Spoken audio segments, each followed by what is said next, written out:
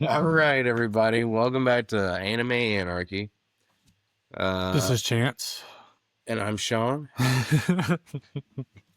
We are here to talk a little bit about anime. Uh, Yeah, yeah, and a yeah, little bit about not anime. yeah. We Well, I guess technically it's still animation, but right? yeah, I But no, guess like, not. It's not the same. It's not the same. Don't get people all riled up in the comments.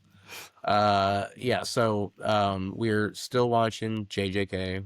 We're still watching My Hero Academia Vigilantes.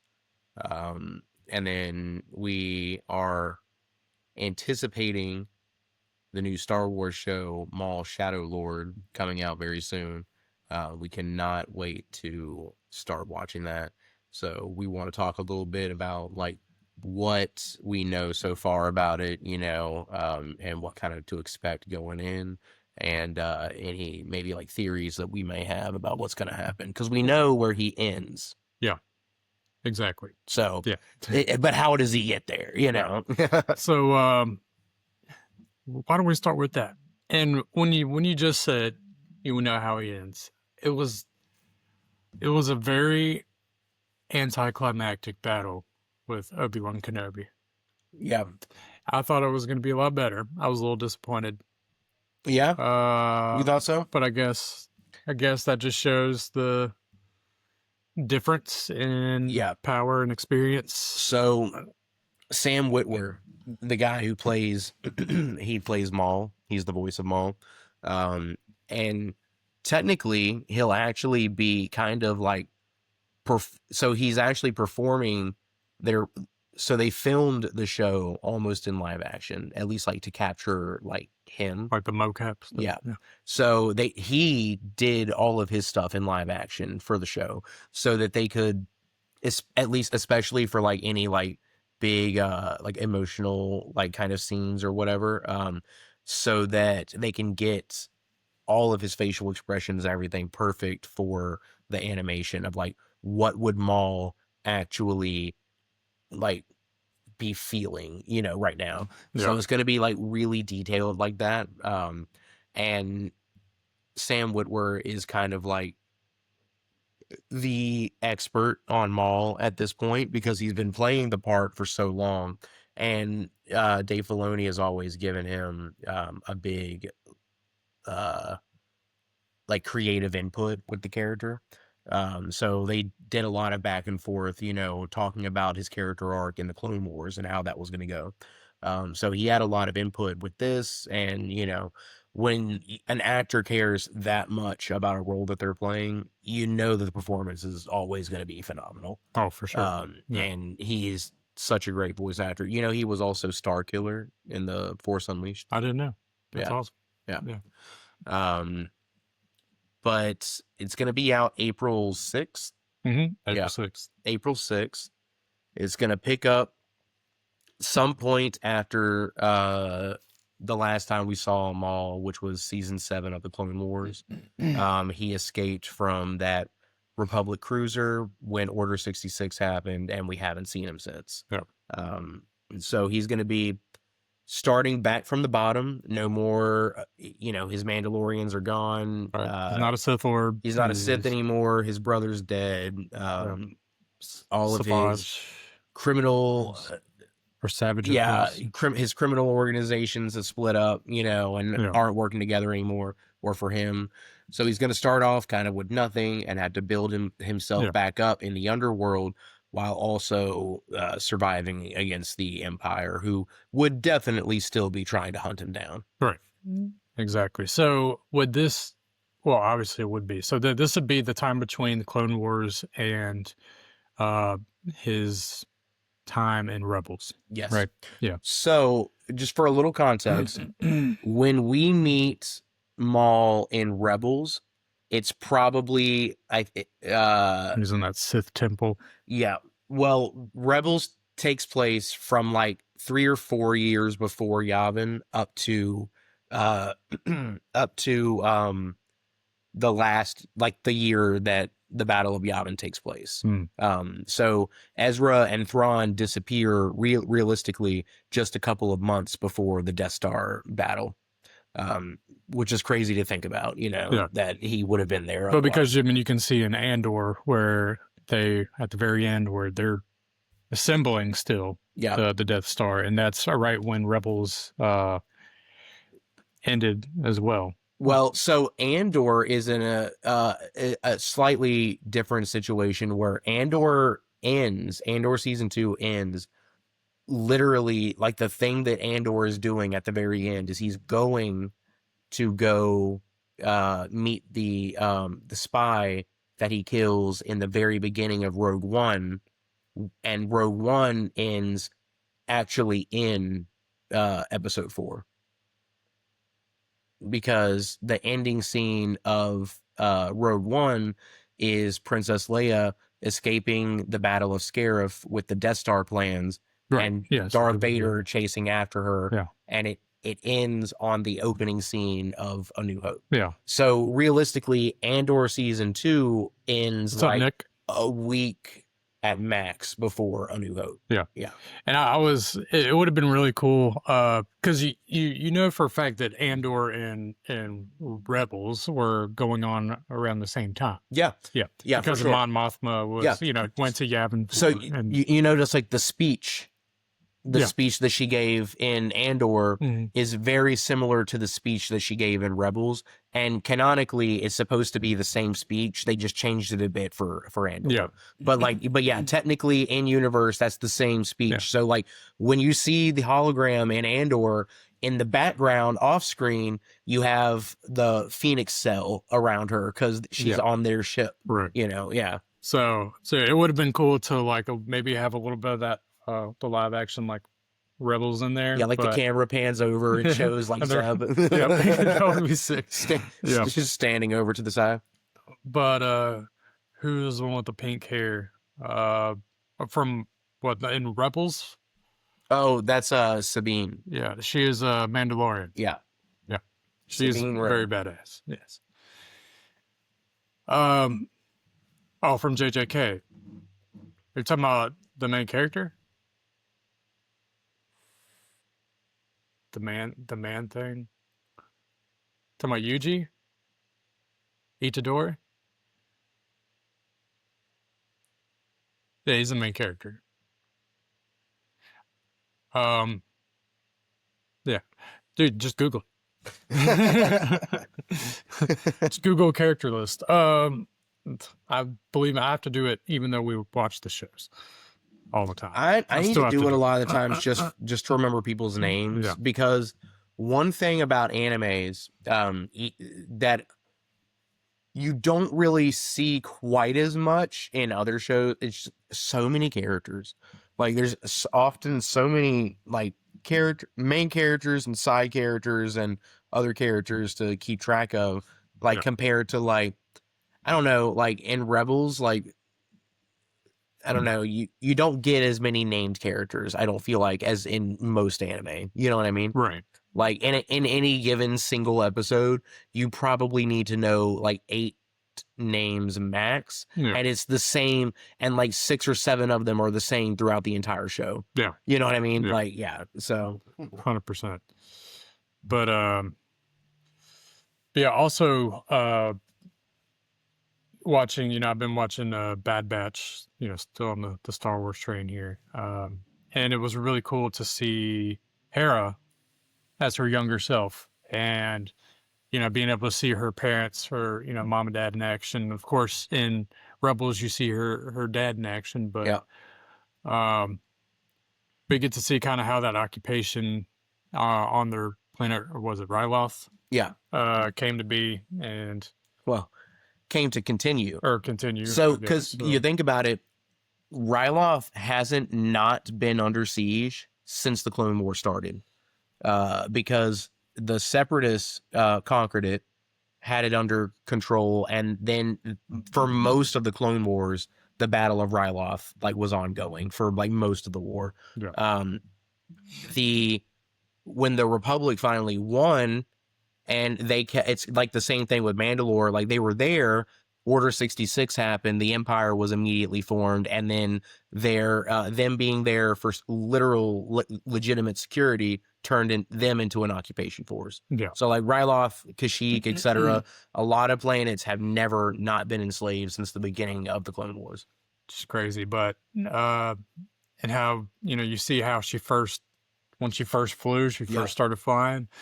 Omega gave her that opportunity to really fly on her own for the first time. Oh yeah, that was cool. And so no, it's really cool how these all connect. And if you're a Star Wars fan and you've, let's say, just seen the movies or just seen maybe a couple of the TV shows, you really need to take some time, and it will be a lot of time to watch all of them, because they all connect. Yeah, and the animated shows are the best form of Star Wars content for the most part. They're very good, yes. Aside from like some video games, for sure, like Fallen Order and Jedi Survivor, peak storytelling. It's just great stuff. Very good. But and Bad Batch starts in episode 1 with them meeting Kanan. Yep. As a child. Old Caleb Dune. So yeah, it's very cool how everything connects, and of course, as we see, there's even more coming. So I hope it never stops, to be honest with you, because it's a legitimate universe where you can just keep making things happen. And then also playing the Star Wars Outlaws game. It may not be canon, but I think it is. Is it? Yeah, because I know it's in the I know you can put it to like a timeline, but I didn't know if it's canon or not.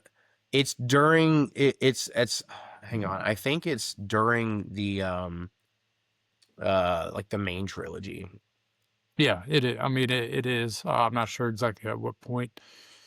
But in the Outlaws video game, Let's see, you can really get a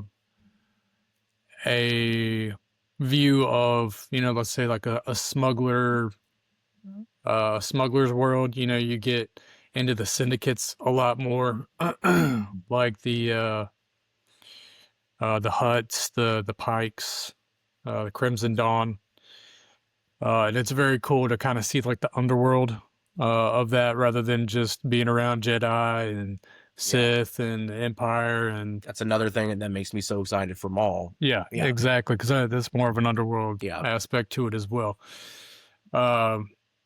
So which kind of so let's see what it takes place 3 ABY, so it's 3 years after Yavin, and it's set in between Empire Strikes Back and Return of the Jedi.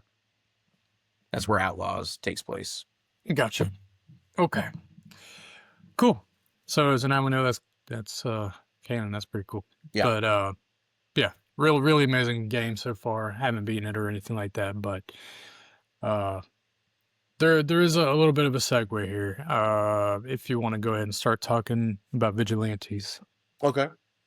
So one of and yes, I did take notes this time. One of the notes that I put is, and this is kind of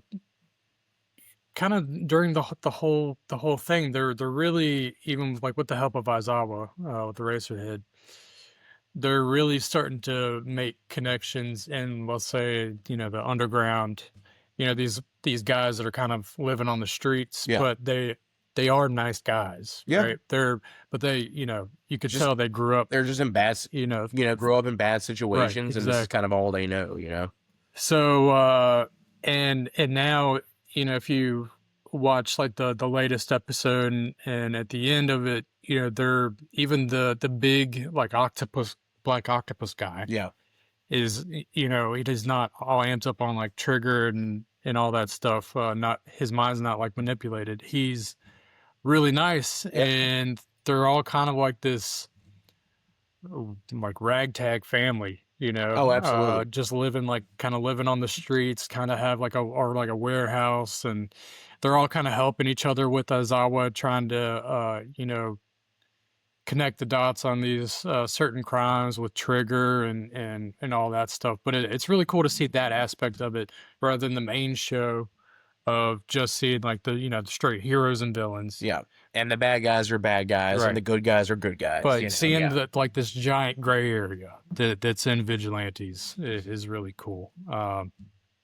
But I know where we left off with that one was we and I don't it hasn't explained it yet, so another spoiler that we found out that Knuckle Duster Oh yeah, it was overclock. is overclock. Yeah. Right. Which the police are looking for that or looking for him. And as I was helping with that case as well, just in a different way. But we found that out, and we see Knuckle Duster. Well, I guess they do kind of we do find out in the episode where he goes and sees this old guy, and like I guess he's part of like a crew, like an underground crew, Mhm. to ask him for information. And I think he recognizes him as Overclock. Yeah, I think so. Yeah. I think there's like a little line about Yeah. it. Like you could miss it for Right. sure. Yeah. So, but yeah, Knuckle Duster was off doing his own thing, and then he comes back because of course his daughter's still in the hospital after that whole Queen Bee situation.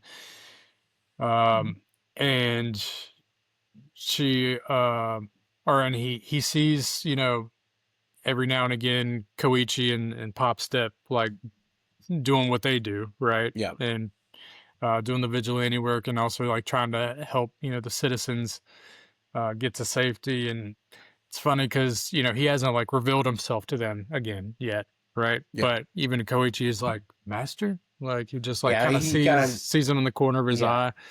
Has the feeling he's there. Yeah, exactly. I am excited to see them all get back together. And I'm really excited to actually see when the whole overclock part of it comes into play, especially with number 6, and then the police, the investigators. Now, of course, Knuckle Duster is working with an investigator, I guess like a dirty cop or whatever, to get information, or and maybe all just that. somebody he knew from back in the day or something. Yeah. But But either way, so it's kind of been like a building up of sorts, and it seems like Koichi and Aizawa are getting to be closer too, right? Because Yep. they've been working together, pretty much on accident. They've been working together. yeah, and they seem to be working together like a lot lately. Yeah. And then Aizawa's got that crew of underground guys that are have like a cafe that's not really a cafe. Even though he goes in there and drinks coffee every morning. About to be a cat cafe. Cat cafe, yeah. Now they have a cat that Koichi rescued. But so that's what's happening, in present tense. But we do get a really cool background of Eraserhead. Yeah. As a kid. Kind of think it was like triggered by the cat. Yeah. Yeah. It was. Yeah. Yeah. So he gets a flashback that lasts for 3 episodes. Yes, yeah, it was quite a long time. Yeah, a 3-episode flashback, but it was good. It was good. I just by the 3rd episode when it started and they were still in the flashback, I thought to myself, I was like, okay, this better be a good one because I'm ready to get back and see more of Knuckle Duster and learn more about like his time as Overclock. But so we start going in, and this is back when Eraserhead was Present Mike, and the cloud guy, Shirokumo. What is his hero name? Cloud Boy or something like that? Yeah, let me see. But they were like the 3 best friends while they were in UA. Yeah, so they were all in UA. I think they were in their 2nd or 3rd years. I guess it had to have been 3rd years if they were graduating at the end. Yeah, because shortly after that, they graduated. Yeah. Or no, they were doing a lot of time lapsing, so maybe it was their second year. I don't know, but they weren't first years because they were doing work studies already. Yeah, right. Yeah. They're probably second years because when he fought that big, I'll just call it a kaiju. That was their work study or part of their work study, and it was them three: Aizawa, Present Mike, and Oboro. He went by Loud Cloud. Loud Cloud. Yeah, but Shirakumo. Yeah, Shirakumo. Which he was like the complete opposite of Aizawa and personality wise. Yeah, extremely outgoing, very positive, optimistic, and Aizawa was very introverted, very pessimistic. Yeah, very I just want to be alone. But still very caring, right? Because he cared for animals, he cared for people. Well, I like how they modeled him after Sun Wukong, so he looked similar to Goku. Oh, I didn't even. You didn't catch any of that? No. So okay, all right. Let me pull up a picture and show you real quick. Okay, so look at the hair. Yes, I automatically see the power pole. Yeah. The gourd there, and then he's got and then he rides on a cloud like the Nimbus. Gotcha. Yeah. That's cool. Yeah. That's cool. But they're best friends, and of course, as we know from watching the original series, that it turns into Kurogiri. Yeah. Or they turn him into Kurogiri. But... So what happens is he dies. He does die. Yeah. And then All For One turns his body into a Nobu. Yeah. So so that's what his body looks like as a Yomu with his powers. It mutated. Yeah. It got teleporting, but you still kind of see like the cloud origins, for sure. Because it's not really like physical matter. It's just gaseous. Yeah. But either way, it's cool to see that backstory, and basically the death of Loud Cloud pushed Aizawa to be who he is today. Yep. So it was good and important to put it in there. I do, like you said, I wish it was they like shoved it into one episode. I mean, two episodes would have been fine. Or, because it wasn't. That's a lot to fit into, and the emotional reaction that I felt watching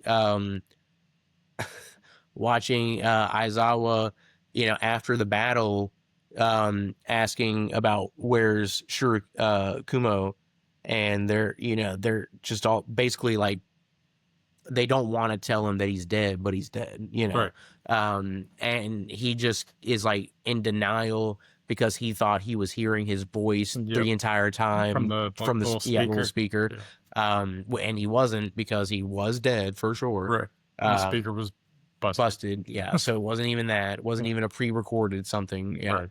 So, but like just watching him try to be in denial of that, and then slowly kind of come to terms with that was kind of hard. That was, it was, but definitely felt that. But either way, he, that's when he, decided that he was going to kind of work the underground and kind of be like a solo guy, and still investigate, be a pro hero, but solo in a agency way. Working by himself, basically. Yeah. But I wonder how he gets paid. Just, I guess, case by case basis, like any other agency, right? Well, I guess, but I don't know, other agencies, they have administrative workers, they have employees, people to handle the business side of that. Yeah. And he doesn't seem like he's probably more like a PI. He doesn't seem like he's negotiating wages with anybody, No. Maybe maybe they get he gets grants or something. You never know. Maybe paid by the state. For any criminals he catch, the state will pay him. Yeah. Because they did use the term bounty hunter. Yeah. So maybe that's kind of what it is. Right. He's getting paid based on his arrest. He's kind of like a PI/bounty hunter situation. But he very badass nonetheless. He is still very awesome. He's very strong, very agile, and his power is, second to none. I mean, he can literally cancel out your quirk. Yeah, So hate how they did him at the end of My Hero. yeah, exactly. But Ended his hero career. it is what it is. He survived. He did So that's the survive. main thing. But So you're telling me Shirakumo gets killed and turned into a Nomu. Aizawa loses a leg and his hero career is ended. But Present Mike gets out scot-free. yep. It's not fair.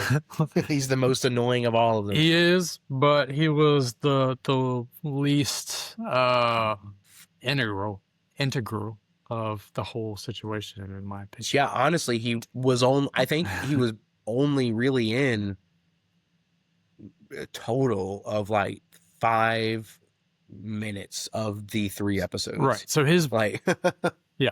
So he's just there. Yeah. He's okay.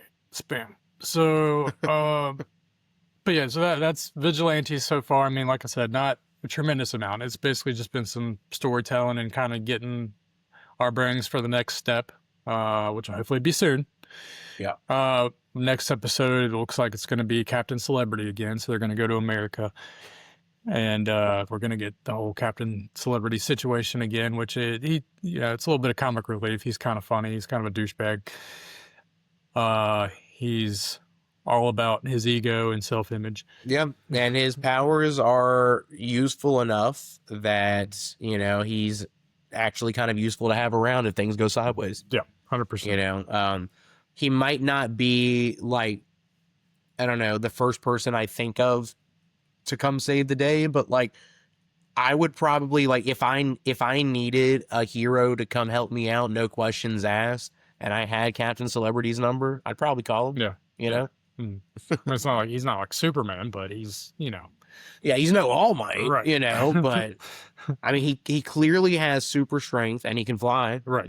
So I'll take that. Me too.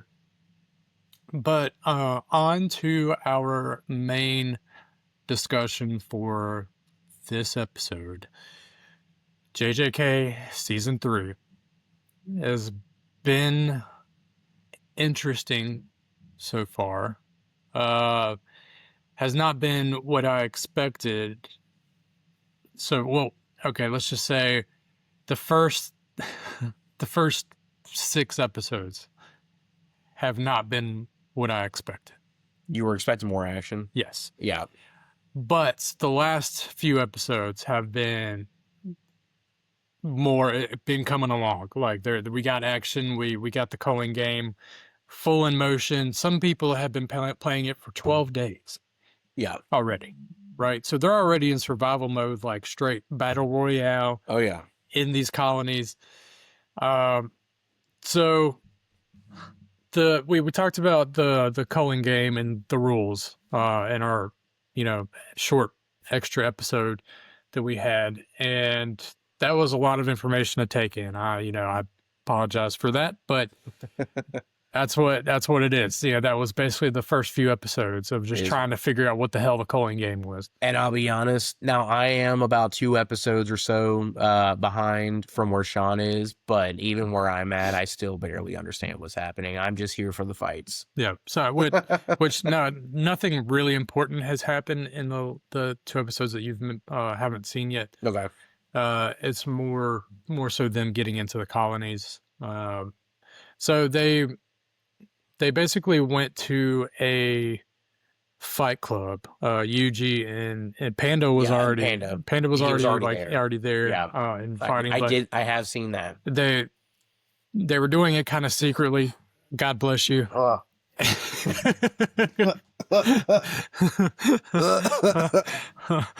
remember when I hit my first vape. Oh my god, no, that shit was like overclocked or something, bro. It was a knuckle duster. Yeah, that was a knuckle duster.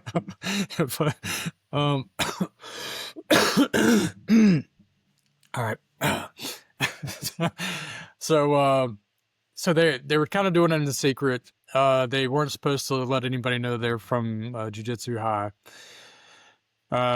And they What, were Yuji go running his mouth? do what? So what did Yuji go running his mouth? No. But they, started fighting. Panda was like the first person that Yuji went to fight, and of course they were just kind of like using no cursed energy. They were just kind of pulling punches and hitting each other Yeah. and making it a good fight, so that they would be able to eventually talk to the boss. Yeah. Because that's who they really wanted to talk to, the leader of this fight club. Because who would want to hurt Panda? Right. And it was funny because the bouncer or whatever that first talked to Yuji when he was walking in and said, "First rule of Fight Club, don't talk about Fight Club." It's like, yep, there we go. That's a good. Well, I tell you what, I just Good have to say, callback. I know Yuji is like supposed to be like, oh wow, he's like, even when he's not using cursed energy, this guy is like so strong for a human. I don't care how strong he is lucky Panda is his friend. Oh, because no cursed energy, there is no way he's beating a panda bear in a sure. fist fight. For sure. And Panda Bear is not your average Panda Bear either. Yeah. Yeah, he's also exceptionally strong for a bear, It's like a Panda Bear on steroids. Yeah. But anyway, they finally get to talk to the boss, and then Fushiguro. Yeah. See, I'm getting better. I'm also playing a JJK mobile game, so it's helping me. I bet that is helping me you a with lot, the yeah. names. So there's this parking garage that apparently they're at the top of, and that's where the leader is. And so they're on the outside, Panda and Fushiguro, trying to infiltrate from the outside. Yuji is trying to infiltrate from the inside. Nothing works. They get into a fight because they end up figuring out that they're from Jujutsu High, and they're trying to they're like, why the fuck are you here? Yeah. Right? Rather than to like piss me off or like try to take me down or whatever it may be. So they end up fighting. That was pretty cool because there were some interesting curse techniques that they had, but really I think it was kind of just filler. At that Yeah. point. But yeah, like it's definitely like just what I've seen of the little fight club like scene area, like it was definitely it's been entertaining. And I've like not been bored watching season 3 so far. Like it's definitely the animation is still like absolutely stunning, and then when they are fighting, the fights are fantastic, at least visually, and the Culling Game concept is really cool. I just I just can't remember all the rules. Yeah, it's just a lot. Yeah. So the main thing though, okay, so I know I said this last time, but the main thing that they're trying to do is add a new rule. Okay, because there's no way that you can like escape or leave this game without dying. Yeah. Like your cursed energy is taken away and you die. So they want to make a new rule to allow users to be able to leave or escape if they need to. Yeah. Right. Because right now there's nothing like that. And if you have 100 points, you can use those 100 points to create a new rule. This has already happened. So while this is going on, and the Culling Game is already happening, Okay. and 2 people have already pushed triple digits. Okay. Right? One of which used their 100 points. I forgot their name, but they've had to have killed like 40 other users.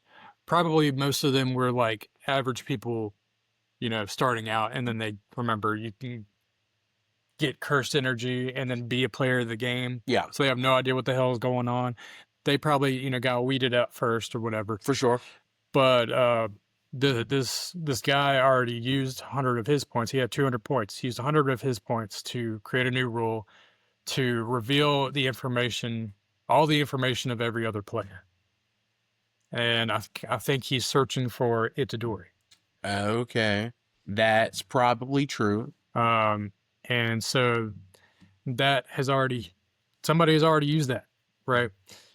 And so at the end of like the fight or whatever, before they go into the colonies, this little ghost looking thing like comes around and like asks users if they want to join the games or whatever. It's, I guess it's kind of like the what was it called, the game master, Oh yeah, probably it's like part of the game it's like master. whatever the AI thing that they Yeah, said. Like you can consider this the game yeah. master if you have questions. So Yeah. so this came to them and said that Yuji was already part of the game. And they're like, "What are you talking about? I'm not a part, like in a colony or anything like that." But Yeah. apparently, Yuji is already in the Culling Game. He's already a participant. So it asked Fushiguro if he wants to be part of the game. And then they create a plan to where a few of them, the main guy, I forgot his name, of the Fight Club, and his assistant, and Panda, they go to one colony. I think they're both going to be in Tokyo colonies, but they go to one colony, and then Fushiguro and Itadori go to another one. Sorry. No, you're good. So, which these colonies are crazy looking because the veil that was not really what was his name? Ghetto. Ghetto? Yeah. It's not really ghetto anymore, but Yeah. whatever is living inside of him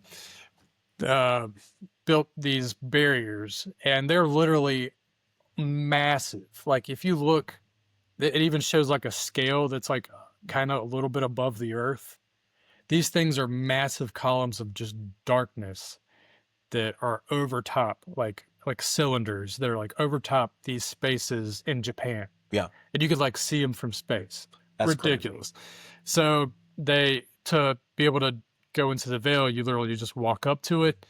The little the little like ghost, game master thing pops up and asks if you want to be part of the Culling Game, and you say yes, and then you walk in through the veil. And when you know it, you're teleported in the fucking air. It's like you're playing Call of Duty Warzone. You just drop it through the air. Yeah, going to parachute. And it's funny because you could already see like some people that don't know how to use curse energy yet have already splat. My God. So, but Yuji didn't even land before he got hit by somebody. Trying to kill him, right, for points. Of course. And it's literally in these colonies, it's already a battle royale. People have been fighting for days and days. And Yuji is just getting into it, and so is Fushiguro, but they're like spaced out. So it teleports them to where it like spaces them out. Yeah. So can't let the squad drop together. Right, exactly. But right now, what they're looking for a certain somebody another person who has over 100 points. And they ask the game master, like, to filter, since they have information on other players now, to make sure they can go to the right colony. Right. And they're going to try to go ask that person to use their points to create a new rule. Okay. Ask them, force them, whatever they have to do, because they don't want to have to kill other people. To kill so many people to get 100 points. Okay. So, so they don't want to have to kill anybody. So,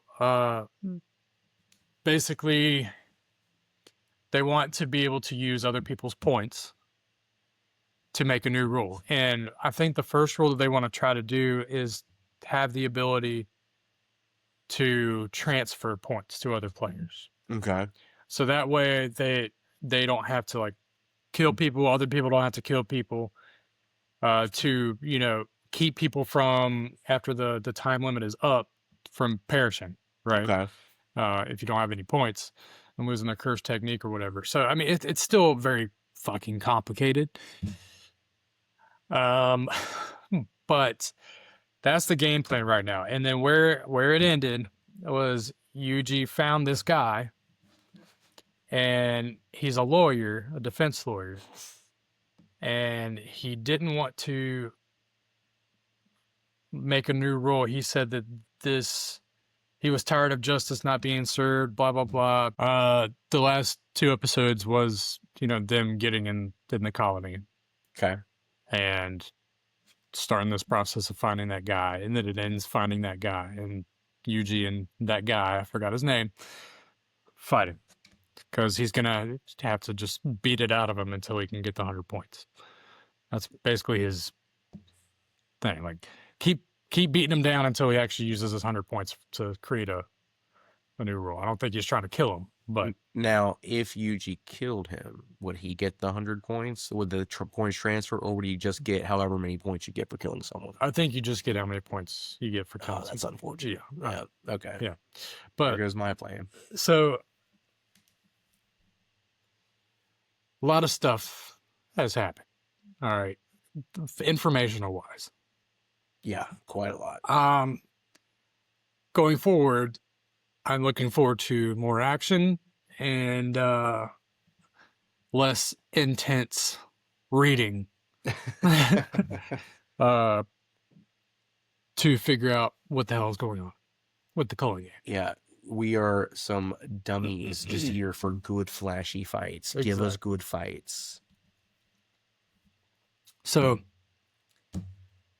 I guess when we come back next time, we'll be fully into the Culling Games with our main characters. So it's going to be really cool to see this Battle Royale-esque situation happen, because this is going to be the thing of season 3. Yeah. Right. And possibly season 4. And possibly season 4. So I'm definitely excited about that. We're going to have more exciting stuff to talk about with the next episode that comes out. So let's look forward to that. Oh, yeah. Sorry that JJK has been a little off at the beginning of the season, but I guess we should have expected it. A whole new arc is coming into play. Yeah. And it's the most complicated arc in the show. Exactly. Or in the whole series, apparently. Exactly. So it is what it is. But we got to hop off here. We got things we got to get done. But thank you for joining us today, and we will see you next time. bye, everybody. Bye.